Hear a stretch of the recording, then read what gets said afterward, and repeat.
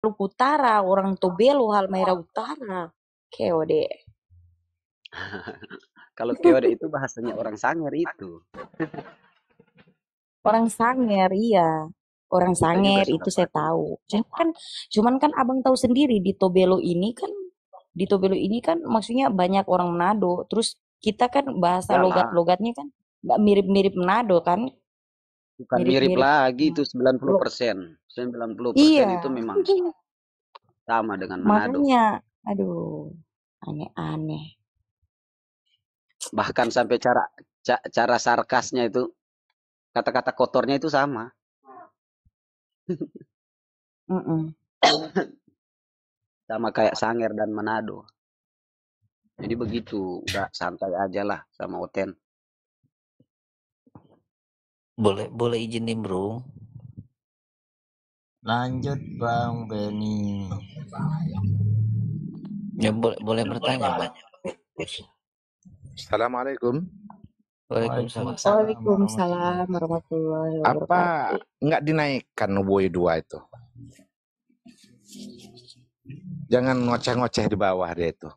Dari tadi itu dicelupin terus sama Oh Hot. Itu, iya. Celup Bang. naik, celup naik. Itu yang bicara bukan mulutnya tapi jempolnya, biarin aja. Ngoceh di bawah nggak ada guna-guna.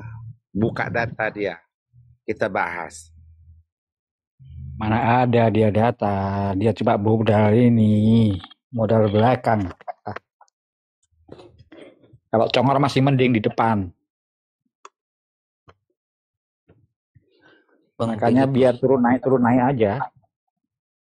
Ini orang yang tadi ini, dia pakai akun lain lagi nih masuk ini. Aduh, Dira saya mengerti kau dari bayi kau penita malam dulu. Astagfirullahaladzim, ini orang ini.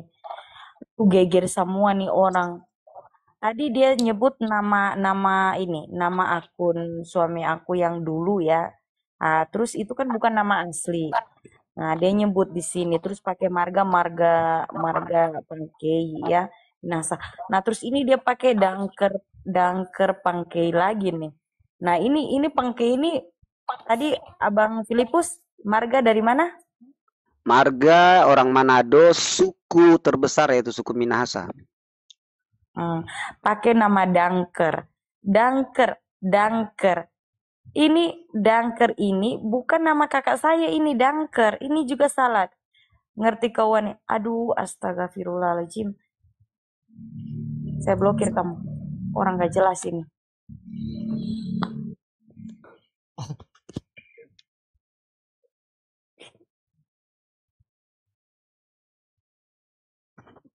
Orang gak jelas. Lucu, mereka cuma Masa dia bilang menghujat. saya wanita alam dari bayi? Gila memang. Ya nggak apa-apa, itu kan ajaran kasih, biarkan saja ajaran kasihnya seperti itu. Ajaran Ohola dan Oholiba itu, jadi biarin aja.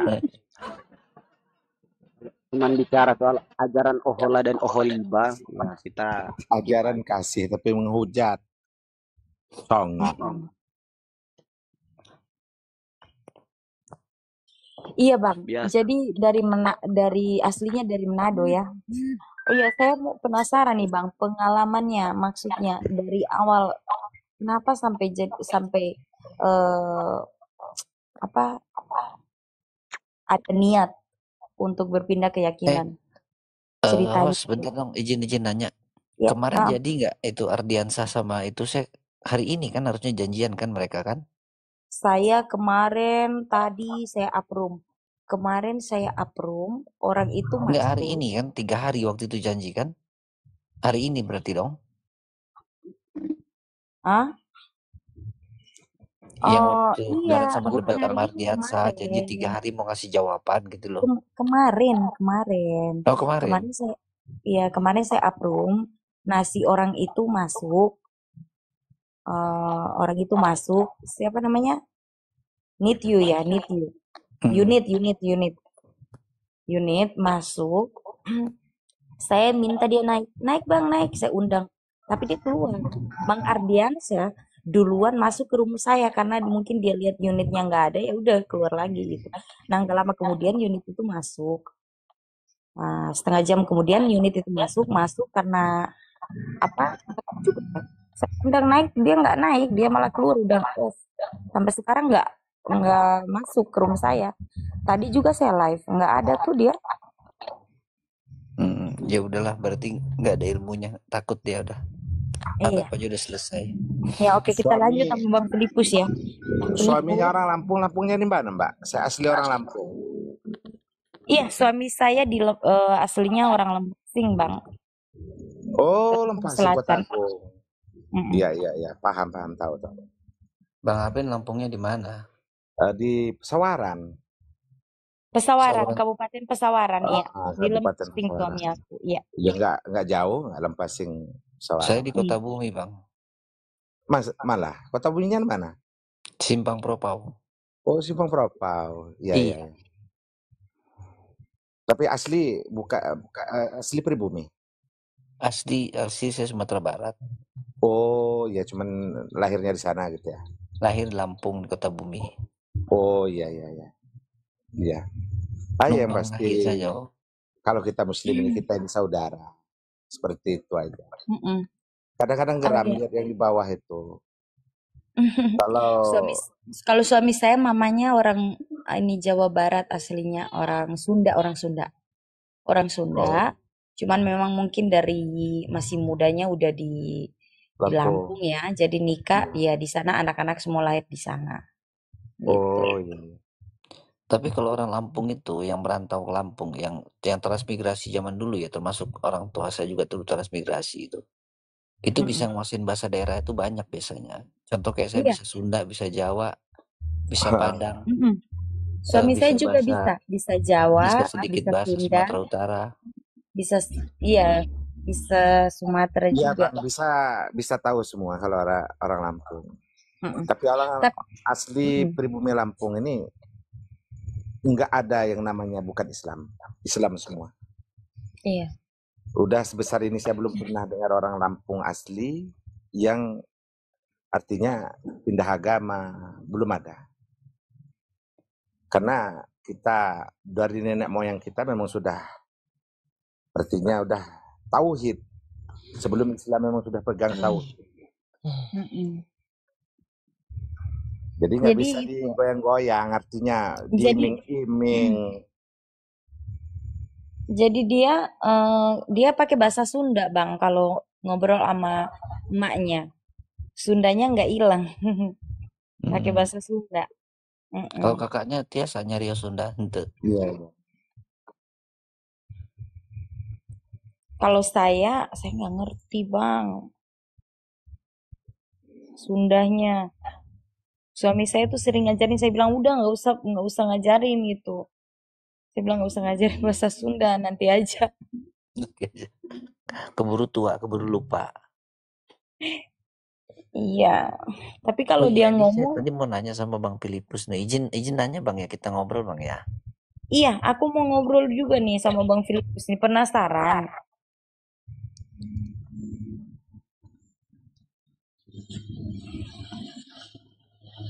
Filipus monitor, Bang. Ya. Iya, Bang. Ya, jadi aku saya dengar Abang menikah 2016, mualaf 2019. Gitu Bang ya? 2009. Oh, 2009. Terbalik berarti saya. Oh, berarti nikahnya sudah dalam keadaan Islam gitu ya? Ya, udah 7 tahun. Oh, udah 7 tahun. Ya, hampir 7 tahun lah. Ya udah nggak ada yang saya tanyakan lagi, cuma saya salah dengar mungkin tadi. Iya, 2009, tanggal 2 Februari 2009 saya masuk Islam. Tanggal 30 November 2016 saya menikah. Terus gini Bang, tadi Abang bilang pernah sekolah teolog ya? Sekolah Alkitab. Gimana? Sekolah Alkitab, sekolah pendeta Pantekosta. Oh, Pantekosta, sama dengan bapak saya. Bapak saya juga Pantekosta Bang. Sekolah Alkitab itu kan sekolah gembala atau sekolah pendetanya Pantekosta. Oh. Ya, karismatik. Jadi Karismatik. pertanyaan saya gini Bang, apa yang mendasari Abang untuk memilih Islam ketika saat itu Abang sedang melakukan kegiatan keagamaan Kristen? Nggak ada motif saya jahat kok. Kan sudah saya pernah bersaksi juga kan di beberapa platform media sosial bahwa saya tidak suka dengan Islam, saya tidak suka dengan Muhammad, saya tidak suka dengan Al-Quran, saya tidak suka dengan Arab atau apapun yang berkaitan dengan Muhammad. Saya sebenarnya korban hoax pemberitaan tentang miripnya Islam selama ini. Kemudian setelah saya dulu belum ada Facebook, sudah ada Facebook juga sih, tapi belum rame begitu, masih Facebook Sudah yang 2009 sudah ada Facebook. Ya, tapi belum rame begitu. Dan saya belum main Facebook. Saya main Facebooknya Bang tahun 2011. Kalau Saya baru 2009 itu kalau nggak salah peralihan ya, masih peralihan antara Friendster ke Facebook kalau nggak salah. Ya. Aima nampak kali awak tua ini ya. Jadi 2009, 2008, 2007 itu saya sudah debat Bang, debat dengan orang Islam. Saya sudah debat terus, tapi ya offline begitu. Dan hasil debat saya, akhirnya saya memutuskan begitu untuk kenapa kita tidak cari tahu aja Islam dari dalam. Tapi tidak ada niat bagi saya untuk masuk Islam sungguh-sungguh. Ngapain coba masuk Islam? Intinya mau jadi apa? Mau cari di mana miss-nya gitu ya. Ya begitu.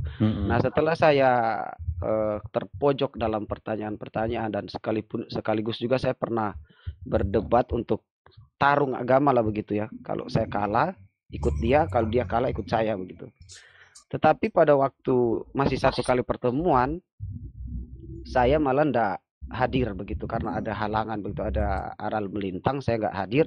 Akhirnya saya dicap kalah begitu atau pengecut. Padahal masih ada satu kali lagi pertemuan untuk kita dialog, disaksikan oleh teman-teman Islam dan Kristen ya. Begitu. Nah, setelah itu saya jujur saya pura-pura Bang masuk Islam. Pura-pura di hadapan lawan debat saya itu.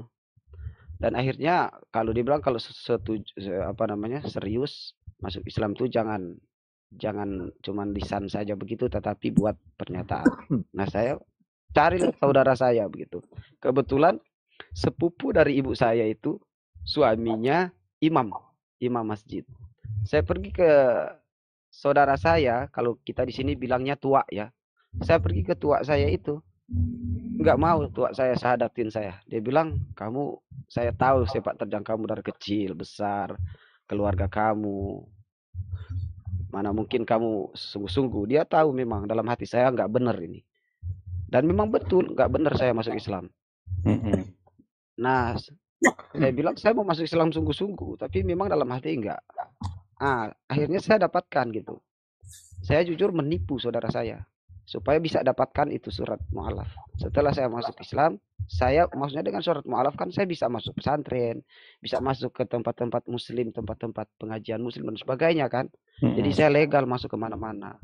Padahal maksud saya itu yaitu benar nggak ini Muhammad seperti ini, benar nggak Islam itu terorisme, benar nggak Islam itu wajib poligami dan poligami itu anjuran baku atau cuman alternatif atau apa, pokoknya yang miring-miring tentang teroris dan sebagainya itu dibahas dalam Islam kan begitu, ditujukan kepada Islam. Udah saya cari tahu dan akhirnya saya masuk pondok pesantren. Di mana pondok pesantrennya?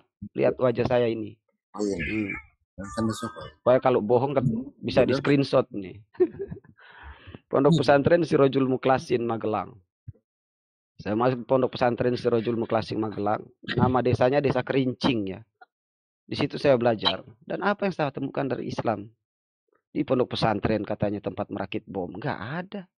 Di situ cuma ada orang yang belajar Fathul Bari, Fathul Mu'in, Fathul Qorib, Tahfidz Quran, Ulumuddin, Sirah Nabawi dan sebagainya. Nggak ada tuh yang ngerakit bom. Nggak ada tuh yang latihan perang. Nah, makanya si Taibudin Boim itu mengatakan pesantren itu adalah sarang radikalisme dan sebagainya, intoleran dan sebagainya. Itu memang aneh sekali. Saya temukan justru pesantren nggak seperti itu.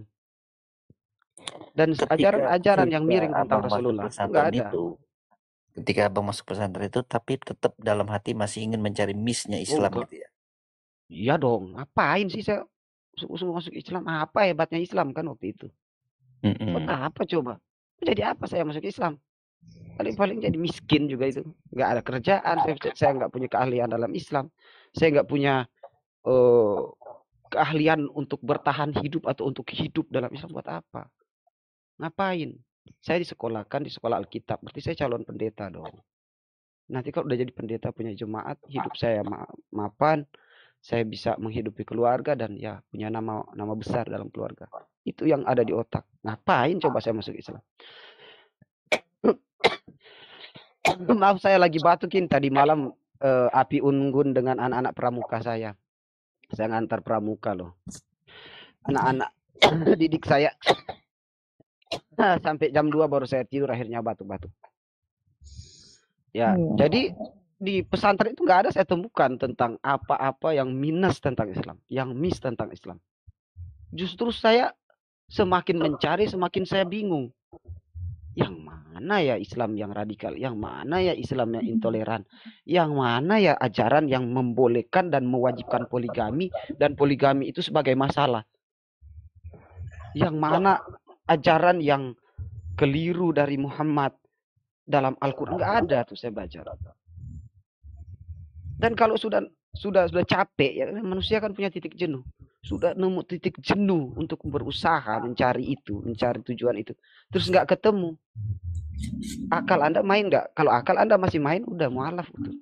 Makanya teman-teman saya di pondok pesantren waktu saya syahadat yang kedua, mereka tuh bilang saya kerasukan katanya, udah kesambek atau apa. Santri sudah mondok di sini sudah berapa bulan katanya kan, udah beberapa bulan katanya di sini, sudah nyaris tahun, kok masih mau bersyahadat? Kan saya angkat jari begini, saya bilang, Isyhadu bi'anal muslimin. Hai teman-teman, saksikanlah. Asyhadu an la ilaha illallah wa asyhadu anna Muhammad Rasulullah. Teman-teman, kalian lihat coba, lihat ke sini. Saksikan, saya Fikri, Muhammad Fikri, alias Filipus Kristian. Saya bersumpah dengan sungguh-sungguh, saya mengaku la ilaha illallah, tiada Tuhan selain Allah, wa asyhadu anna Muhammad Rasulullah. Loh, miring kau dipanggil. Kalau di pondok lalu saya biasa dipanggil ngana. Mereka pikir ngana itu apa? Padahal ngana itu kata kamu dalam bahasa Manado. Saya dipanggil ngana sama teman. Ada apa lagi sih ngana itu? Sudah kesambek apa lagi itu katanya. Masa Islam mau syahadat lagi, mau angkat jari, mau sampai menangis, saya ulang-ulangi asyhadu an la ilaha illallah wa asyhadu anna Muhammad Rasulullah. Asyhadu an la ilaha illallah asyhadu sampai menangis, bukan cuma air mata yang turun, ingus juga turun karena saking menyesalnya, karena saking malunya terhadap fitnah dan kebencian terhadap Muhammad sallallahu alaihi wasallam selama ini. Karena saking malunya, karena saya datang mondok ini bukan tulus untuk apa? Untuk mencari ilmu dalam Islam, tapi datang masuk pesantren ini hanya untuk apa? Mencari kelemahan Islam, mencari senjata untuk meruntuhkan Islam. Malu kan? Muncullah hati nurani sama otak udah bekerja benar. Bagaimana saya tidak mau bersyahadat lagi? Dan akhirnya sepulang dari pondok pesantren, sudah tahun ketiga saya Islam, baru saya dihitan. Tapi gini Bang, selama Abang melakukan perjalanan spiritual ya, mengenal Islam dan intinya ingin mencari kesalahan dalam Islam, apa yang membuat hati Abang tergerak untuk belok yang tadinya ingin menghancurkan, tiba-tiba justru ingin mempelajari? Pasti ada dong, ada ayat atau ada apa, kisah apa yang membuat Abang itu jadi berbelok? Gak ada Bang.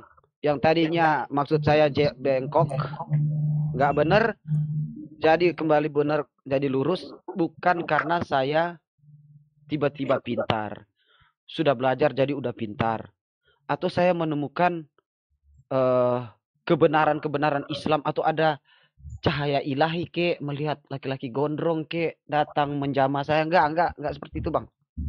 Saya akhirnya memutuskan sungguh-sungguh mu'alaf itu karena apa? Fitnah media massa, fitnah pemberitaan miring selama ini tentang Islam tidak saya dapat buktikan. Malu bang. Selama ini. Makanya saya bilang, kalau kehebatan Islam, ya kan sebagai seorang yang beriman sungguh-sungguh kepada Tuhan sebelumnya, ya waktu itu ya, bukan sekarang. Waktu itu ya jelas saya berpikir sama aja. Soal keimanan sama aja. Nah, terus lantas apa dong? Ya itu tadi. Saya tidak menemukan tuduhan-tuduhan miring terhadap Islam itu benar. Dan selama perjalanan saya selama 3 tahun pura-pura mu'alaf, nggak ada yang saya temukan tentang Islam itu miring. Malahan saya menemukan, wah inilah keindahan Islam. Wah inilah keindahan akhlak Rasulullah. Wah kalau Muhammad tukang karang kitab. Dia kan Nabi yang nggak bisa baca tulis nih. Dari mana dia bisa mengarang? Orang diciptakan dari nutfah, dari air mani. Menjadi segumpal, dia menjadi nutfah menjadi dari segumpal daging, segumpal darah, segumpal daging, terus menjadi sistem embriologi itu bisa diceritakan secara detail dan bisa dibuktikan secara sains. Dan itu yang bilang itu orang-orang yang tidak sekolah, orang yang bukan ahli embriologi. Ada laut yang satu tempat, satu lokasi, lautnya nggak bisa ketemu antara air tawar dan air asin. Ada seperti pagar. Dan itu baru terbukti sekarang. Yang ceritakan itu orang tengah padang pasir, tanah tandus yang nggak ada pantainya. Otak bermain nggak di sini? Hujan dari embun naik bertindih-tindih, kemudian saling tindih menindih menjadi hujan. Embun, uap bumi naik dan diceritakan dalam Al-Quran. Dan yang menceritakannya itu Allah Subhanahu Wa Taala lewat orang yang si tukang karang ini kan. Orang si Nabi tukang karang. Iya, tukang karang ini. Menurut saya kan dia tukang karang kan waktu itu. Nah sekarang pemikiran saya, kalau dia ngarang, ngapain bisa tepat? Kenapa bisa akurat? Kenapa bisa dibuktikan secara sains? Ya. Kok tepat banget ya simsalabimnya? Nah.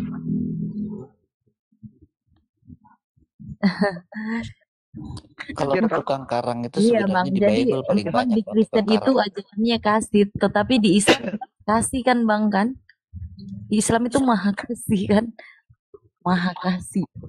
Ya, agama yang mengklaim-klaim kasih rata-rata penjajah-penjajah itu kasih gitu loh. Agama-agama kasih semua itu kan. Sampai sekarang yang terjadi di Timur Tengah kan. Itu agama kasih semua itu. Tapi sampai sekarang abang tidak menyesal tuh. Apa? Seharusnya mungkin sekarang ya. Kalau 2009 abang udah lulus Alkitab, sekolah Alkitab. Jadi pendeta di ya salah satu misalkan gereja Pantai Costa besar gitu ya. Diundang para jemaat gitu. Itu kan gede bang uangnya. Iyalah. Satu kali saya 20-an juta kan gitu. Itu nggak sayang bang. Satu kali khutbah itu bisa 2 bulan 3 bulan makan nggak selesai, nggak habis itu. Kalau dapat yang gereja besar. Menyesal? Enggak. Saya enggak menyesal apanya ya. Tunggu bentar. Menyesal ya? Kalau saya menurut saya menyesal ya. Kita bicara pakai otak aja gitu. Nyesal. Saya hilang 10.000 nih. Cuma dapat 250 rupiah. Kan rugi. Nyesel dong. Bisa enggak? Saya hilang 10.000 loh. Ditukar 250.000. 2.500. Ditukar uang 2.500. Rugi enggak? Nyesel dong, nyesel. Nyesel karena perpuluhan diganti dengan 2,5%. Oke, satu. Nyesel. Ya. Nyesel lagi saat yang kedua. Saya punya pekerjaan seharusnya yang layak, sekarang jadi tukang ojek. Saya jadi kerja serabutan. Jadi guru honorer yang hanya gaji 350 per bulan. Nyesel dong. Nyesel kenapa baru sekarang masuk Islam. Itu jawabannya. Karena kalau betul-betul iman kita sudah tertancap, maka ada orang yang lebih susah. Siapa itu? Nabi Isa alaihissalam. Nabi Isa ya, bukan Yesus kata bukan Mikana ya. Nabi Isa alaihissalam dia cuma punya sisir. Harta terbesarnya cuma bantal, tilam ya dan sisir. Tilam terbuat dari pelepah kurma, dan juga sisir hartanya itu. Ada nabi yang paling miskin, ada nabi paling kaya, ada nabi rakyat jelata, ada nabi. Jadi kalau bicara tentang kesusahan kita, kenikmatan iman kita, maka kesusahan hidup, mujahadah dalam hidup itu sebenarnya cuma apa? Malahan memperkuat iman kita, nggak ada masalah. Dalam Islam itu nggak melihat, oh kalau ini haji ini, dokter Randes ini, profesor ini di depan, sapnya di depan, nggak ada. Di Islam itu bodoh amat kau presiden kau tukang tahu, kalau tukang tahu duluan ya dia yang di depan. Anda presiden di belakang. Lagian nggak boleh di belakang imam kau presiden, kecuali kau bisa baca kau bisa baca Al-Qur'an. Ya biar kalau salah imamnya bisa kau gantikan. Atau mungkin jenderal sekalipun. Nggak ada di depan. Kalau di seberang sana nggak, Bang. Sana. Mana? Agama yang sana no. Itu kalau ada pegawai-pegawai di depan, Bang. Pegawai-pegawainya di depan. Orang-orang kaya itu di depan itu. Saya juga bukan Pelayan-pelayannya di depan, Bang. Pelayan-pelayannya di depan, Bang. Di depan itu semua. Yang di depan itu kakap-kakap semua. Yang di belakang itu teri, ya, ibu lanak, udang, kepiting itu di belakang itu. Yang kakap, hiu, yang orka dan sebagainya itu di depan itu, Bang. Ya, atau kalau saya boleh pelayan. cerita dikit ya, ada pengalaman juga yang tidak mengenakkan dulu. Jadi begitu bubar nilai ya kan ceritanya gereja itu bubar, selesailah pada hari itu. Nah, itu biasanya kan pendeta keluar, ya kan ngobrol sama jemaat, senda gurau segala macam. Itu terbagi 2 kelompok antara yang kelas bawah dengan yang kelas atas. Kalau dengan yang kelas bawah pendeta cuman say hello aja gini, 5 menit udah pindah. Begitu dengan yang kelas atas lama ngobrolnya, bisa sampai 1 jam, setengah jam gitu. Iya. Bang Beni saat itu ada di posisi mana, Bang? Ya? Gimana? Pada saat itu ada di posisi mana? Saya posisi yang setengah jam atau yang menengah ke atas. Saya dibiasa aja karena kan masih pendeta muda, masih kecil, pendeta kecil juga kan, bukan pendeta gede yang punya jemaat ribuan ya. Nah, jadi saya kalau kecil-kecil saya bilang, besar-besar gitu loh. Jangan bersaksi dihiperbolakan, dilebay-lebaykan gitu loh. Enggak. Tapi beda, Bang. Kalau di sebelah itu perpuluhan kita dapat, ya kan? Tapi kalau di Islam bukan dapat, Bang, harus keluar 2,5%-nya itu harus keluar, Bang. Itu kan. Nah, itu kan. Bukan keluar, dapet. Bang. Harus keluar. Yang bisa dapat itu kan cuma 8 mustahik. Iya. Cuma 8 mustahik saja kan. Jadi seperti itu. Apa sih keuntungan saya masuk Islam? Nggak ada. Kecuali ridho Allah. Kalau memang dalam hal keimanan, ya kalau kita bicara ke dunia ya nggak ada untung-untungnya saya masuk Islam. Dari keduniaan ya. Tapi apakah itu yang kita kejar? Makanya kan kemarin, nah ini kan sekarang saya lagi bangun musolah nih. Untuk bina mu'alaf, karena di sekitar sini juga kan banyak mu'alaf yang ngaji di saya, yang alhamdulillah bersama dengan saya setiap tahun kita ada kurban untuk mu'alaf, ada zakat untuk mu'alaf, ya kita bagi-bagi dari subscriber, dari para pendukung saya. Ada tuh yang komen seperti ini di YouTube saya. Nyari derma ya. Nyari derma ya. Mempertebal saku dan memperbuncit perutnya sendiri. Saya jawab begini. Hei bos, kalau kau oten harusnya lu waras. Di sana 10%, di sini 2,5. Dan 10% itu tiap bulan, di sini 2,5-nya per tahun. Satu. Yang kedua, kalau kau muslim, lu pikir gua datang di sini ini buat nyari. Kalau cuma buat nyari duit, ngapain gua masuk Islam? Hewan peliharaan saya ya, kambing Yahudi. Ya. Nih. Tahu kan kambing Yahudi? Anak temannya Patkai, temannya Gokong. Gokong. Saya punya 60. Ada sekitar 60 ekor. 60 ekor yang udah dewasa siap panen. Itu sebelum saya syahadat ya. Masih syahadat pura-pura padahal. Ya. Itu ada 60 ekor. Terus yang kecil-kecil itu sekitar 20-an. Paling kecil lagi ada bibit-bibitnya kan. Itu namanya Biba Banpres kita bilang. Banpres ya. Atau bantuan presiden. Biba itu. Yang putih itu. Yang kayak albino begitu kulitnya. Itu saya punya itu. Besar Dan itu. sekarang ini nih, ya kan saya tinggalin ini. Setelah saya masuk Islam kan saya tinggalkan. Saya nanya ke Ustadz, boleh nggak saya jual aset-aset saya di seberang sana sebelum saya masuk Islam itu, boleh nggak saya jual? Nanti ya kita pakai untuk dakwah atau untuk saya pakai untuk menunjang kehidupan saya, mungkin bisa buat modal. Kata Ustadz saya apa? Haram jada. Haram katanya, dia bilang. Loh, kan saya itu kan milik saya sendiri. Katanya diampuni dosa-dosanya. Oh, ampuni dosa-dosanya dalam hal perbuatan, bukan hal-hal yang lain katanya. Pokoknya saya berdebat dengan Ustadz. Lalu dia berikan satu kisah Abu Bakar apa tentang Umar itu. Kebiasaan, taruhlah Umar ya. Sudah lupa lagi ini cerita. Ceritanya saya nggak lupa, tokohnya yang saya lupa. Abu Bakar kalau nggak salah. Iya, Abu Bakar. Jadi Abu Bakar ini setiap kali dia mau makan, ya, beliau mau makan, ya, dia selalu bertanya sama asisten rumah tangganya, ya. Ini roti dari mana? Ini kurma dari mana? Kau beli dari mana? Kau masaknya seperti apa? Dari siapa berasnya? Kau beli apa diminta? Dikasih apa? Itu ditanya terus asal usul ini roti ini sampai jadi tersaji ini ditanya detail sama Abu Bakar ini. Kemudian baru kalau udah jelas tidak ada subhat, semuanya halalan toiban, baru dimakan. Gak pernah dia langsung makan. Satu kali nih Abu Bakar karena saking laparnya beliau dari perjalanan jauh, saking laparnya dia lupa. Masya Allah, karena manusia kan, namanya Abu Bakarnya dia, sehebat-hebat, serido-ridonya Allah sama mereka, radhiyallahu anhum ini, tetap mereka manusia. Laparlah dia dan akhirnya tanpa bertanya beliau langsung makan. Gitu. Ini asisten rumah tangganya bingung. Tuanku, biasanya tuanku tidak seperti ini loh. Mau makan nanya-nanya mulu. Nanya-nanya dulu dari mana ini uangnya.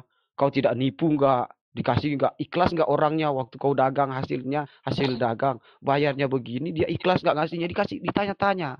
Udah makan-makan aja masih nanya-nanya mulu. Kok kali ini enggak, tuanku? Oh iya ya, kata Abu Bakar. Astagfirullahaladzim. Saking laparnya aku sampai lupa. Astagfirullahaladzim. Ya sudah, kau ceritakan saja. Ya sudah, kata Abu Bakar kepada si pembantunya ini, asisten rumah tangganya ini. Ya sudah, kau ceritakan asal usul roti ini. Ceritakan saja sambil ngunyah ini orang. Jadi roti ini saya dapatkan tadi itu saya ke pasar, ya. Terus pas di pasar saya ketemu dengan seseorang lalu memberikan uang kepada saya. Nih katanya hadiah. Sebagai ucapan terima kasih kepada saya, kata orang yang ngasih duit ini ke saya. Ini ada hadiah buat kamu. Karena dulu kamu ramal hidup saya, dia bilang. Kamu ramal hidup saya dan sekarang setelah saya ikuti ramalanmu, hidup saya sekarang jaya, kaya raya. Dan ini sebagai uang terima kasih. Abu Bakar langsung istighfar. Ta'awudz dulu dia, langsung teriak dulu dia. Astagfirullahaladzim. Na'udzubillahi min zalik. Engkau hampir saja memasukkan saya ke dalam neraka hanya dengan sepotong roti. Saat itu juga Abu Bakar langsung menusukkan jarinya sampai ke langit-langit, sampai masuk ke leher dan memuntahkan semua makanan. Pikir, pekerjaan hambanya ini, pembantunya ini, dulu cuma tukang ramal. Kan tukang ramal nggak ada kaitan dengan agama O, agama B, agama C, agama K, agama H, nggak kan? Ya ramalan itu kan horoskop, menggunakan apalah kan. Oh nggak mau dimakan sama Abu Bakar. Hasil ramalan dulu, sekarang ketemu orang yang diramal baik. Itu cuma meramal. Apalagi itu biba, kambing-kambing Yahudi yang saya pelihara itu, hasil bukan lagi cuma meramal, Pak. Banyak orang yang saya murtadkan dari hasil itu. Banyak orang yang dengan ayat saya pakai untuk mengelabuhi itu supaya mengasih ke saya. Dan sebagainya. Saya dapat dengan cara menyesatkan atau menyekutukan Allah. Hasil menyekutukan Allah. Memelintir-melintir ayat, jualan Ya. ayat. Ya. Lalu apakah itu lebih baik daripada si hasil tukang ramal tadi? Jadi nggak bisa Ustadz. Nggak bisa saya ambil itu, saya nggak bisa. Nggak bisa. Loh, itu kan hak saya. Sampai sekarang namanya tanah perintisan ya, lahan perintisan ya, kita bilang lahan perintisan itu gereja tapi baru merintis, buka baru. Lahan perintisan, semua tanah semua yang ada di situ itu atas nama saya. Biarin aja, kasih aja ke mereka. Bukan kasih, biarin aja katanya. Kalau dikasih ya itu namanya ada jasa juga, nanti kena kau kasih kan, ada akad di sana. Nggak usah, pokoknya biarin aja begitu. Jadi sampai sekarang, bos, kaum muslimin dan muslimat dan orang-orang kafir, dengar. Kalau saya mau uang, besok pagi saya langsung jadi kaya. Sekarang itu patkai yang dipelihara itu oleh teman saya itu yang melanjutkan tuh saya di sana di pelayanan, ya. Sudah sekitar 200 ekor yang siap panen. Satu ekornya itu 7 juta sampai 9 juta ya. Bisa beli Alphard saya. Saya suruh jual aja semua itu. Tanahnya ada sawah sekitar 75 kali 80 meter ya, 75 meter panjangnya, lebarnya 85 kali 75. Sawah di dekat bandara Mopalama Merauke.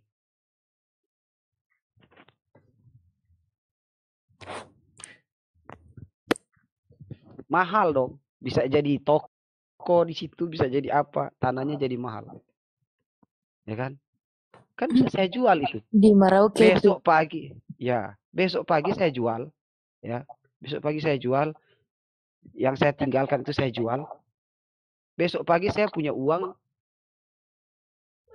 enggak M lah, tapi mendekati 1 M. Mapan dong langsung hidup saya. Cuman satu syarat, murtad.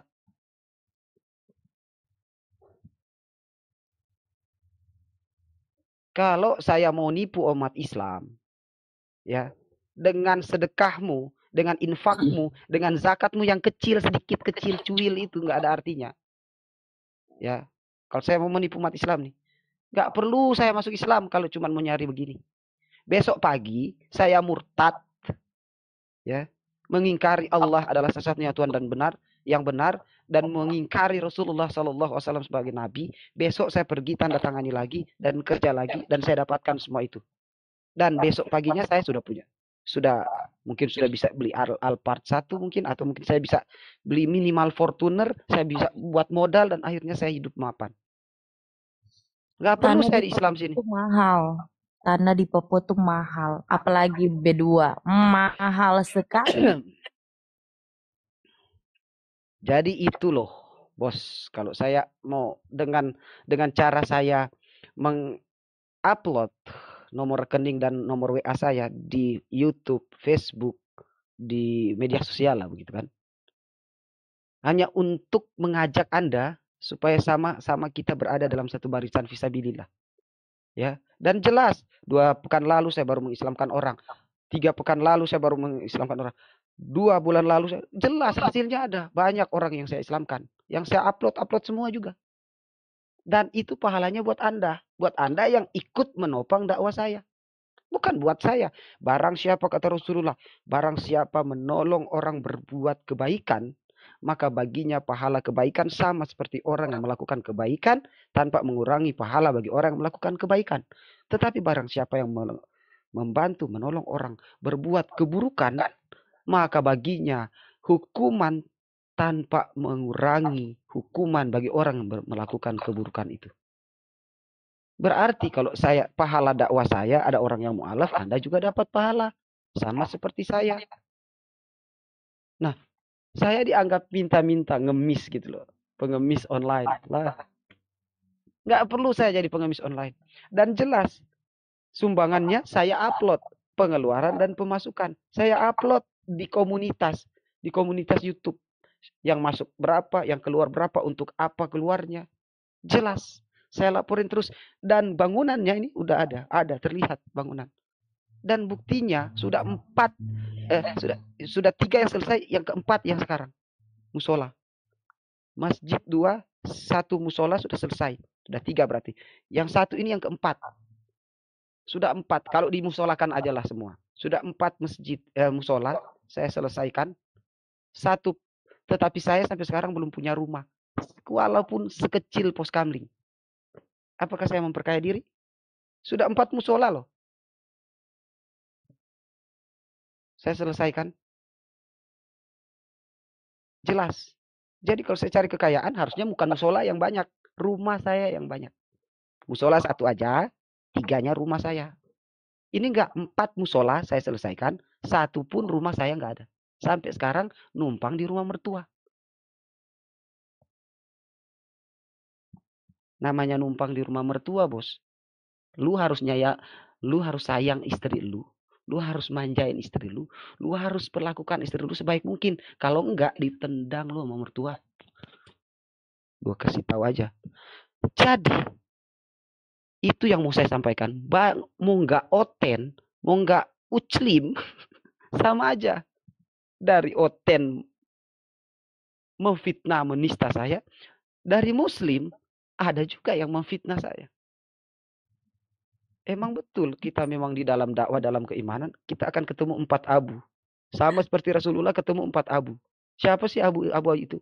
Pertama ketemu Abu Bakar. Keras menentang, hebat, akhirnya terima. Ada Abu Sufyan. Keras menentang, hebat, menolak berlama-lama, dan akhirnya menerima. Terakhir nih, ada Abu Jahal sama Abu Lahab. Abu Lahab sama Abu Jahal.